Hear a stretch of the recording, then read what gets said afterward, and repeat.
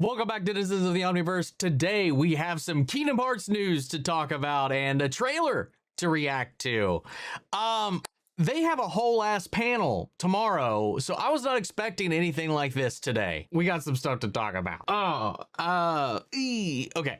We're gonna start off with the brand new trailer for Kingdom Hearts 4 that came out today at D23. Again, there's the 25th anniversary panel tomorrow that they are live streaming. So I was not expecting to get any Cage stuff today at all. I woke up to a text from Ronan being like, hey man, how you holding up? Basically. I was like, what do you mean? Look up Kingdom Hearts online. And yeah, we got some nuggets. But first thing we're going to do, we're going to check out this trailer, and then we're going to talk about the other announcement that came out today. So yeah, let's get out to check out the Kingdom Hearts 4 official Coco showcase trailer from D23 2026. Here we go. Huh? Wait, what happened? He's been forgotten. When there's no one left in the living world who remembers you, you disappear from this world. We call it the final death. This is such a perfect world with where we've left off with the series, with Sora in particular. This exploration of death, the other side, memory, even. Yo. Let's go. Oh, does he have the face paint here? Yes, he does. Yo, look at this dude. What? That Keyblade is sick. Oh, look who's in his party. This is a lot of new information. I'm sure. Where are you, bro? Is this where they always end up? But Sora isn't here. No. Sora, is something Oh. Yo. Yes. Yes.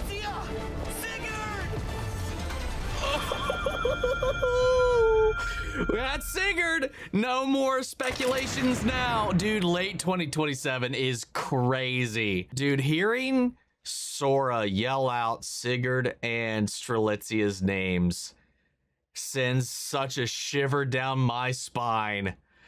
But also hard confirmation now that was in fact Sigurd. We didn't have confirmation before. It was just very well-informed speculations and theorizing based on the clues from previous.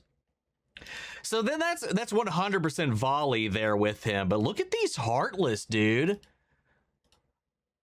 Like they're fucking like the human, like obviously because Heartless take over like the form of like whatever they've inhabited in some kind of way, being in like our world of all things. Like look at this crow, dude. It's like I mean, that could be more ties to the two characters from Missing Link that will maybe never we'll see them in this, but like I wonder how we're going to get their story, which we'll get to something else here in a little bit. But yeah, this is very like Raven-like. A couple of these are Ravenish, and then these human / shadows, because they got the antennae, but they're very humanoid. But like, look, hold up, there was a good shot of it right there. Yeah, look at this, man. That's a good shot of it. It kind of reminds me of the Tingo Warriors from Power Rangers, actually. Except way more badass. But yeah, this is another thing, too. Where is this? We got Volley, who we presume is Volley from Dark Road and all of that here with him and Strelitzia. But he's seen through Hades, Donald and Goofy communing, I'm presuming, because like we saw something very similar to this in Dark Road when Ericus and Xehanort's classmates all died. They were able to communicate to Ericus, or deliver a message to Ericus and Xehanort through Hades, through the underworld from the other side. I'm presuming though this is the other side at this point, which makes me wonder if like, is it just Keyblade wielders that are spared permadeath left adrift over on this world because we got the case of the Lost Masters. We got the Master of Masters floating around somewhere in here. Sigurd, Strelitzia, who we saw die in Union Cross. Volley, also dead. And with this other announcements coming up, it's another dead character leading the charge on the story that we're seeing. So like, death leads us to where we are here. We go to the final world, and then there's a crossover point there that's shared with the other side of reality, as we've learned it from our perspective, from Quadratum, the other side, the real world as we're seeing it here, or our fictional world from the point of view of Sora to the world of nonfiction, or vice versa there within.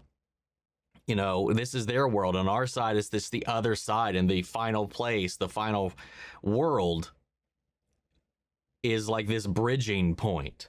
We go there and we can connect to the other side through certain channels where Sora wound up on this end, and they're able to like somehow through the power of the underworld commune, but it seems like only he can see them though, which is interesting. I wonder, might be because that there's a personal connection needs to be made, kind of like how like the power of waking works in a way.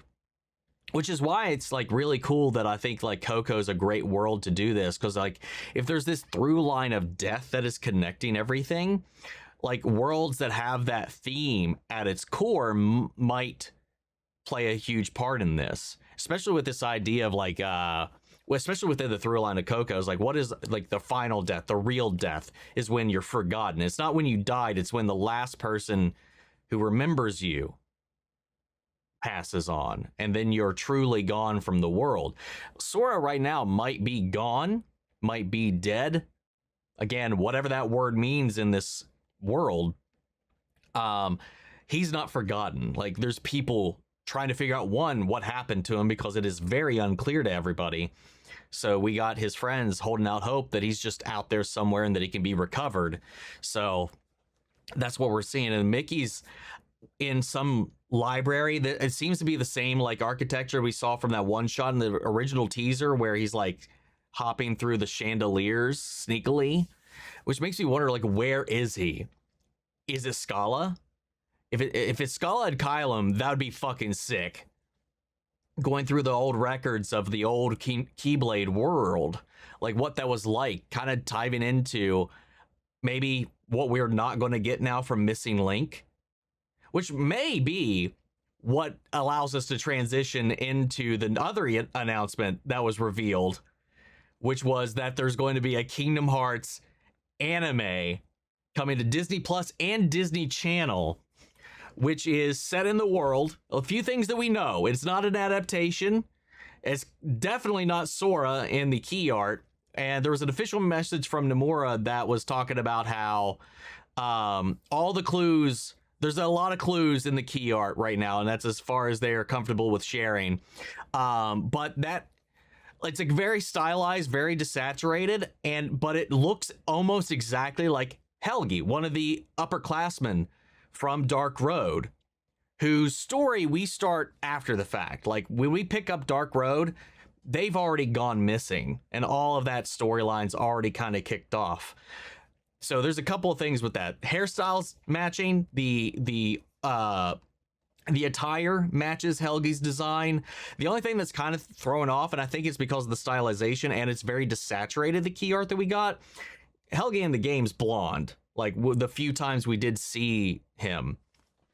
And in this, like, it looks brunette, darker, black maybe even, but because of the stylization and the saturation, it very much so could just be the way it's muted out. Because that's also what is being wielded there is a Scala Kylum Keyblade. It's the very same ones from Dark Road that all of the students there start off with. Same Keyblade, same bracers, same collar, all of it, which makes me wonder if that's where, with the cancellation of Missing Link, and clearly that's here. I mean, Sigurd was introduced in Missing Link. He has not been seen anywhere else in the franchise. So information from that game is going to have to be conveyed in some way. And I'm wondering if the starting off of that, because that the upperclassman story, Helgi's story, and the others in his class is something that wasn't explored too much except after the fact. You know, we saw the fallout of that story in Dark Road with Xehanort, with Ericus, and their classmates. Because one of the key players in that game, his older sister was one of these upperclassmen, and it just went off. Some shit happened, man. Some real dark shit happened. So this might be their story, and that them being like the older tier of that can connect us back to some of those missing link elements that are inevitably going to play a factor into this. So like the Raven thing, it's tied into Odin and Master Odin in this, and you know, the Norse mythology of Odin and his ravens, because at least the mechanic as to I know it from Missing Link was like these feathers, raven feathers, would play and corrupt people. And now we got these raven themed Heartless that have taken over what I presume here are other people. Because in the last trailer that we got, it was we saw raven feathers raining down on certain people in the last one. And you know, that's, you know, a lot of people who aren't aware of like the Missing Link stuff or anything like that, or the stuff that was expanded upon or brought into Dark Road and Union Cross and all of that.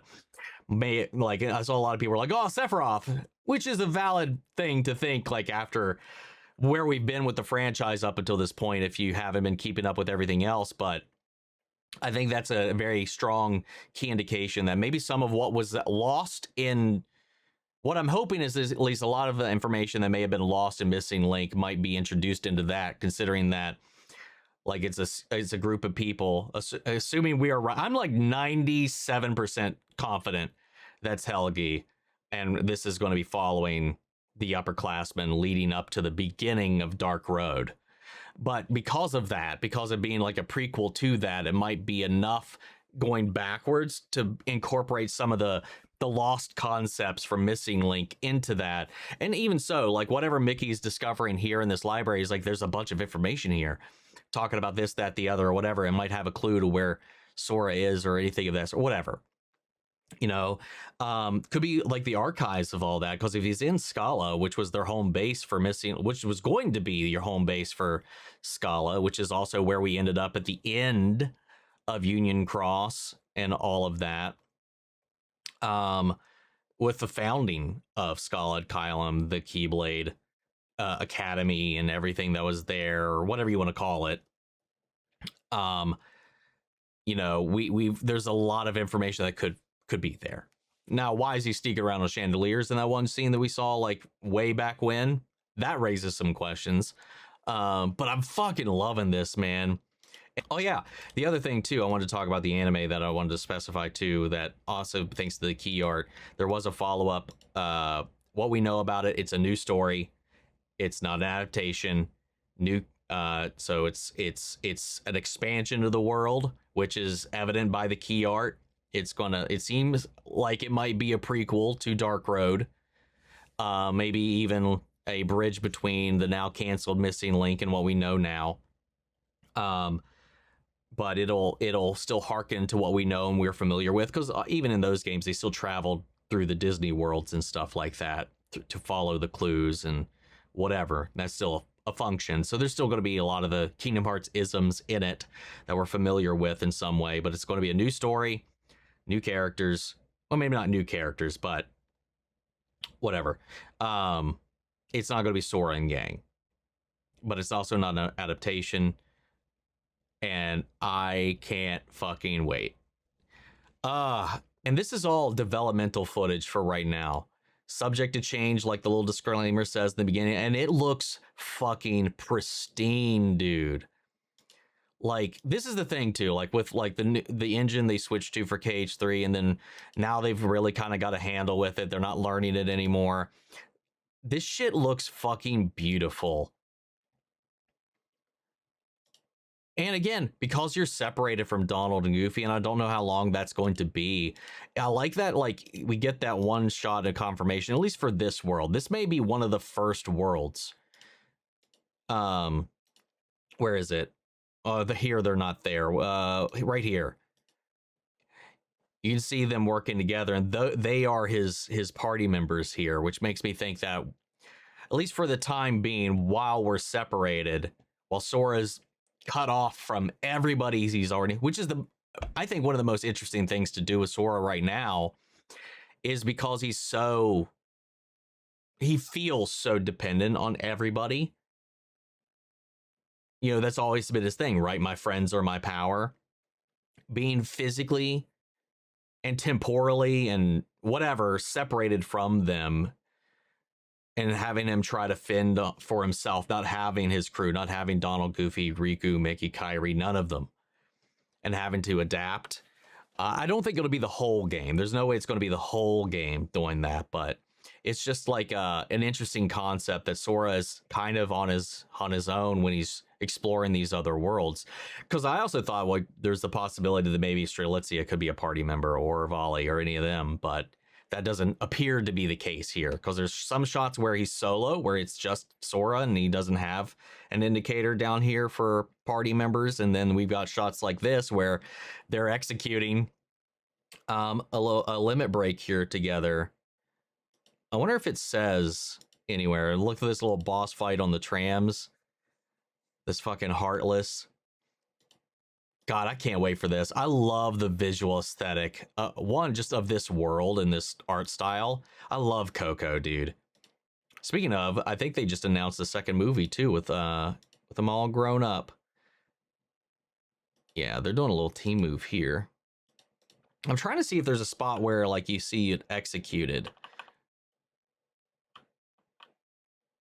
I don't see it. Unless it's in one of the other shots. Also, this Keyblade is sick as hell, dude. Also, remember when they said like Sora will look more, he only looks as realistic as he does because he's in Scala? I mean, the style holds even here, despite all of that. The only difference is he's got the Sugar Skull face paint. Dude, this is so fucking cool, dude. I'm so hyped for this. It also, like I said, the connection of death makes me wonder, like, what other worlds we could see. Because maybe maybe there's some fabric weakening with worlds that have this connection to death, almost in the way that the limbo worlds are, or the sleeping worlds have this, like, connection between that's kind of like on the precipice, like like Traverse Town or Twilight Town that are like between light and darkness. Maybe there's certain worlds, because of the nature of them, are between life and death, or a reality and non-reality. And maybe that would line up perfectly with this, which makes me wonder, like, what other worlds could we see?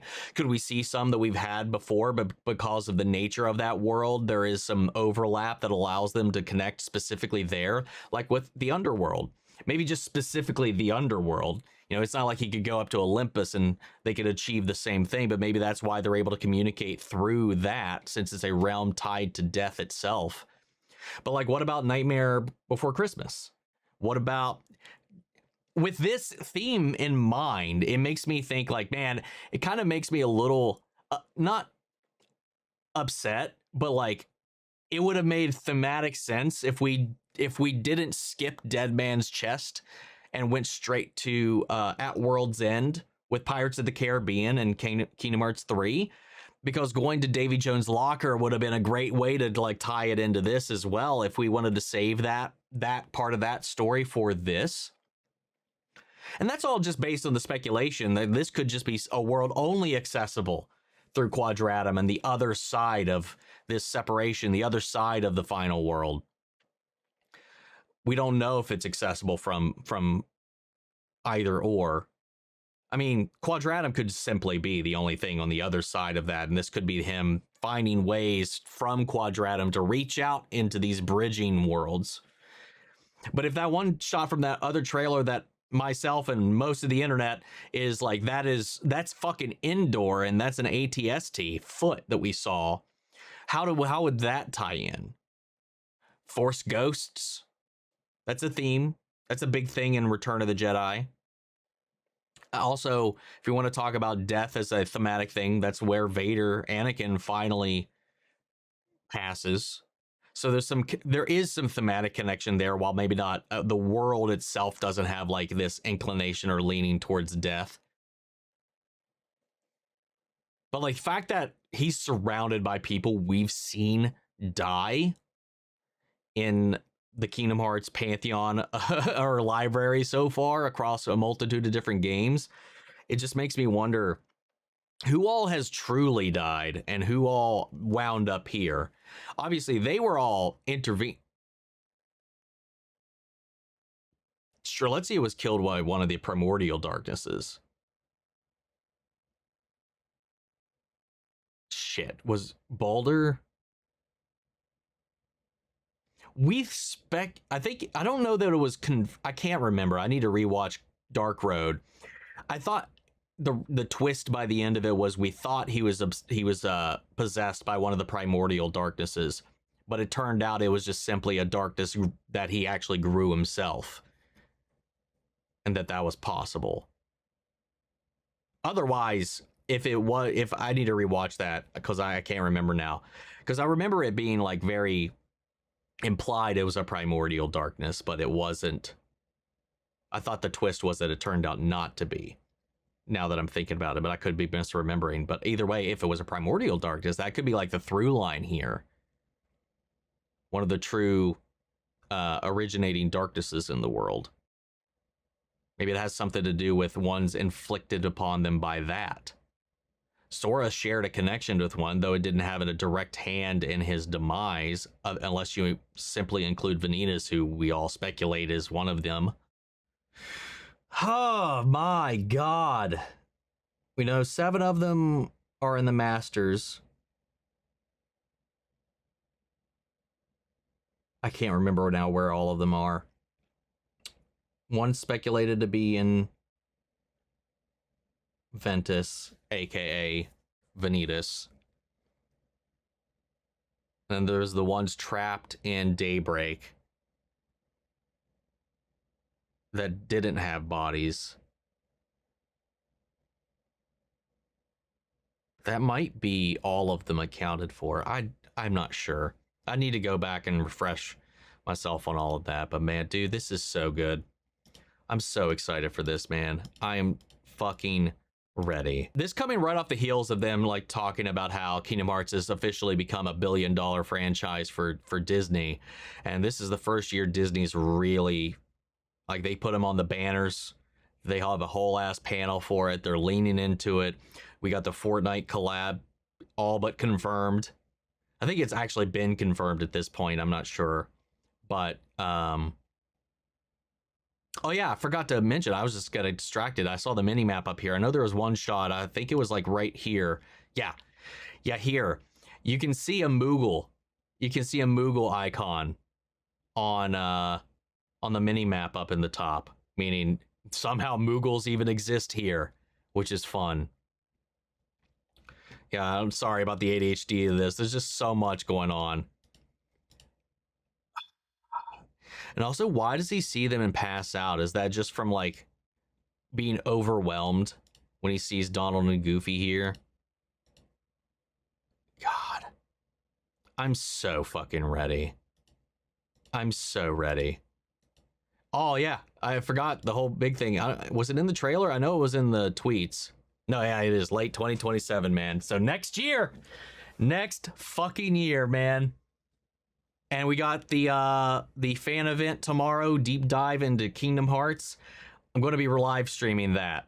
We'll be doing our regular live stream tomorrow, and then I plan on actually live streaming the actual Kingdom Hearts event tomorrow. So I'm just so looking forward to that. I really wanted to go. I tried, but tickets were already swept up. And even I learned after the fact that even for seating for this panel, it had to be a raffle. So even if I went, there wasn't a guarantee I would have got a seat there anyway. So at least this time I can sit here and I can guarantee that I can watch it because they are live streaming that sucker. Hell yeah, man. I'm so excited. I am vibrating. I was going to be doing a whole other thing tonight, and now like I just it got hijacked by this. you know, there was the Marvel announcement too. They announced like the castings for some of the X-Men. We got some other trailers and stuff like that. I don't know if I'll get around to any of that. But this has been on my mind and I wanted to talk about it because fuck, man, it's one of my favorite things ever. And Matthew over there just started playing his first time playthrough of the series with Kingdom Hearts. He's on his fourth part after a lot of nudging from me and encouragement from me to do so. And yeah, so go check that out. Actually, I'll have a link to that down below. Please go support that. He's a delight. I love that man. Anyway, guys, what do you think? How do you feel? What are your thoughts, your speculations? Sound off the comments down below. We'll carry on the conversation after the video. Hope you enjoyed the reaction. If it did, leave a like, drop a comment, subscribe if you're not already. Make sure to stick around for more reactions, reviews, and all that kind of stuff. And we will probably be doing once I move and got the new internet in place, we'll probably be doing a Road to Cage 4 sometime in the coming year, just to kind of go through everything again leading up to it together on the channel. I think that'd be really fun because I definitely want to find some more time to properly game with you guys, especially once I have, you know, more reliable internet. Anyway, before we go, I also want to shout out Lily Chen Sun, Kiana Chanel, McGreg, Angela Burr, Calvin Billy, CP Bass, Theater Wolf, Thailand, Denise Bricio, and the Honk. Thank you guys so much for becoming saviors of the channel, helping sponsor and support the rescues that would take care of for the office. You guys have been a tremendous help with all of that. And as always, a huge shout out to all of our channel legends. You and the page just allow us to do so much of what we do over here. Without you guys, we would not be able to keep up with all the content, with all the stuff that's going on in the world, the content claims, editing, all that jazz. So we keep bringing as much as we can to you guys here on YouTube as possible, because without y'all, we wouldn't be here. But that's just for you guys, and I'll see you all in the next one. Take care, everybody.